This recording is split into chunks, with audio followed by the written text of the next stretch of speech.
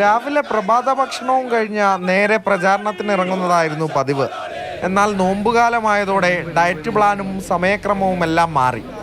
ക്രമീകരണങ്ങൾ വന്നു, ഒപ്പം ചൂടും. അതിനോടും പൊരുതിയാണ് പ്രചാരണം. വ്രതം അനുഷ്ഠിച്ചുകൊണ്ടാണ് UDF സ്ഥാനാർത്ഥി ET മുഹമ്മദ് ബഷീർ വോട്ട് പിടിക്കാൻ ഇറങ്ങുന്നത്. തളർച്ചയില്ലെന്നും ഒരംഗത്തിനുകൂടി ബാല്യമുണ്ടെന്നും ET. പോകുന്നുണ്ട്.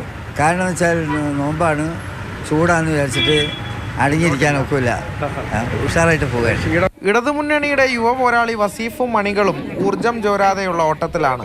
റംസാൻ വ്രതമെടുക്കുന്ന ആളുകളുടെ സൗകര്യത്തും കൂടി പരിഗണിച്ചുകൊണ്ടാണ് അവരെ കാണാൻ ചെല്ലുന്നത്. ചൂടാണ് പൊതുവെയുള്ള ഒരു പ്രശ്നം, അത് നേരത്തെ ഉണ്ട്, റംസാൻ മാത്രമല്ല.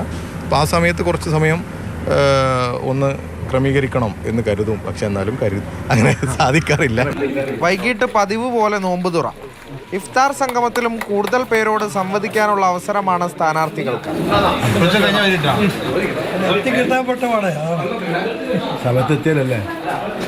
ഒട്ടും തളരാതെ രണ്ട് മുന്നണികൾക്കൊപ്പം തന്നെയുണ്ടെന്ന BJP സ്ഥാനാർത്ഥി അബ്ദുൽ സലാമും. ഞാൻ വളരെ കുറച്ച് ആഹാരം കഴിക്കത്തുള്ളൂ, പിന്നെ കുറേശ്ശെ കഴിക്കും.